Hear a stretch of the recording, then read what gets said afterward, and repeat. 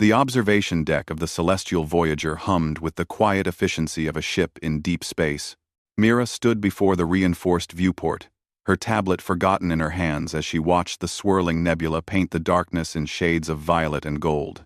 3 months into the expedition, and the universe still managed to steal her breath. "You're doing it again," Rin's voice crackled through the comm system, amused and slightly exasperated. The Velcrin scientist appeared on the screen embedded in the wall, her 4 eyes blinking in sequence, a gesture Mira had learned meant fondness. "Staring at space like it holds all the answers." "Maybe it does," Mira replied, allowing herself a small smile. In the reflection of the viewport, she could see her own face human, unremarkable by her species' standards, but apparently fascinating to the 17 alien species aboard the research vessel. Her dark hair was pulled back in a practical bun, and the deep circles under her eyes spoke of too many late nights in the xenobiology lab. "The cubs are becoming restless," Rin continued, her tone shifting to professional concern. "The feeding protocols you suggested have been complicated." Mira turned from the viewport, her interest piqued. The cubs, though calling them that felt reductive, were juvenile Scarnathi, apex predators from a high-gravity world where everything evolved to hunt or be hunted. The expedition had rescued 4 of them from a derelict colony ship, orphaned and starving. Most of the crew had voted to leave them, deemed too dangerous. Mira had been the lone dissenting voice. "Complicated how?" she asked, already moving toward the habitat bay. Rin's silence spoke volumes. The habitat bay had been converted into a makeshift nursery, though nursery hardly seemed appropriate for creatures that could snap a support beam with their crystalline jaws. Each cub was the size of an earth lion, covered in chitinous plates that refracted light in hypnotic patterns. They moved with predatory grace, all coiled muscle and barely contained violence. When Mira entered, the head xenozoologist, Dr. Tom, a hulking Gordite with 6 arms, was backing away from the feeding station. Raw proteins synthesized to match Scarnathi nutritional requirements sat untouched in 4 separate containers. The cubs, however, were pressed against the transparent barrier separating them from the observation area, their multiple eyes fixed on something with laser focus. Mira's lunch container. She'd brought it with her, a simple meal of rice, roasted vegetables, and a piece of grilled fish seasoned with herbs from the ship's hydroponics bay. The container sat on a bench where she'd set it down, completely forgotten.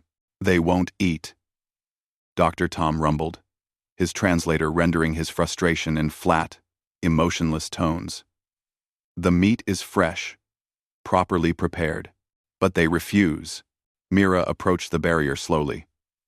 The cubs tracked her movement, their attention unwavering. The largest she'd privately named him, Atlas, made a sound deep in his throat. Not quite a growl, not quite a purr. A request. "How long have they been like this?" she asked. "Since you entered with that," Rin said, materializing beside her.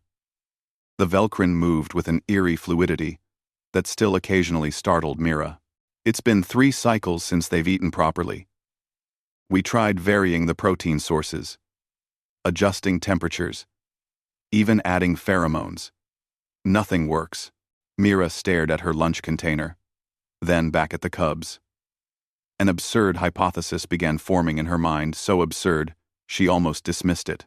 But xenobiology was the science of questioning assumptions, of understanding that human logic rarely applied to alien biology. "What if it's not about the food itself?" she murmured. Dr. Tom's 6 arms crossed in a gesture of skepticism. "Explain." Mira picked up her container and approached the barrier. The cubs' reaction was immediate. They pressed closer, their chitinous plates rustling with excitement. Atlas stood on his hind legs, towering even in his juvenile form, and placed both front paws against the transparent wall. "Scarnathi are pack hunters," Mira said, thinking aloud. "In the wild, they learn by observing. Not just hunting techniques, but social behaviors, food sharing, hierarchy, establishment. You think they're waiting for you to feed them?" Rin's skepticism was evident. "Not feed them, eat with them."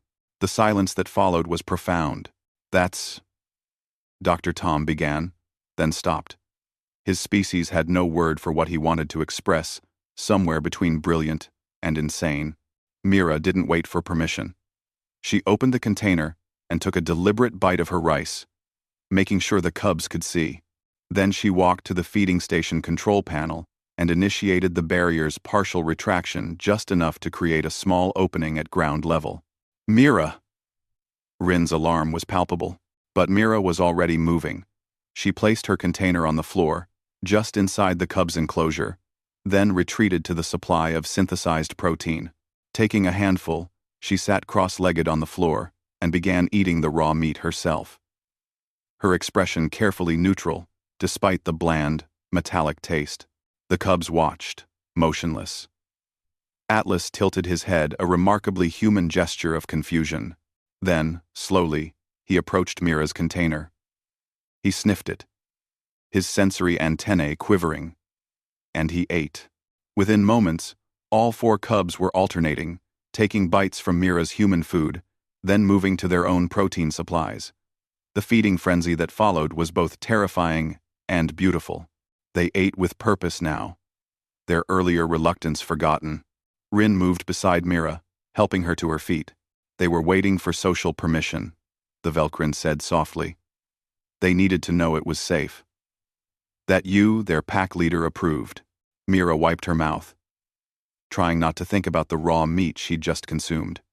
They're orphans in a strange environment, surrounded by aliens. They needed reassurance, not just food.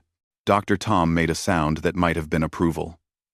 "Humans," he said, and his translator captured something like wonder, always complicating simple solutions. Over the following weeks, the feeding ritual became routine. Mira would eat with the cubs, sharing her meals while they learned to accept the ship's provisions. The hierarchy established itself naturally, Atlas as dominant, the others falling in line. But they all deferred to Mira in ways that both humbled and terrified her. One evening, as Mira sat in the habitat bay reviewing data, Rin joined her with 2 cups of the Velcrin equivalent of tea. "The crew talks about you," Rin said, settling onto the bench. "The human who tamed the untamable." Mira laughed, the sound tired but genuine. "I didn't tame anything. I just paid attention." "That's very human of you," Rin observed. "To see beyond biological imperatives. To recognize need beyond survival." Through the observation window, the cubs slept in a pile, their breathing synchronized. Atlas's eyes were half open, watching Mira, even in rest. "They didn't ignore the meat because it wasn't good enough," Mira said quietly. "They ignored it because eating alone, in a strange place, surrounded by creatures they didn't understand, that wasn't survival. That was just existing." Rin's 4 eyes blinked in sequence, slower this time. "The galaxy has thousands of species," the Velcrin said. "But humans remain the only ones who consistently confuse empathy with weakness, then prove it's their greatest strength." Mira raised her cup in a mock salute. "Humanity. Fuck yeah," she said dryly, and both of them laughed.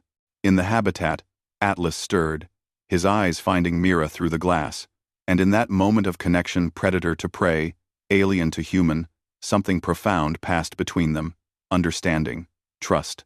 The universe, Mira thought, was vast and strange and often terrifying, but it was also full of beings who, at their core, simply wanted to know they weren't alone. Human or otherwise, that need transcended species. And sometimes, all it took was sharing a meal to bridge the infinite distance between stars.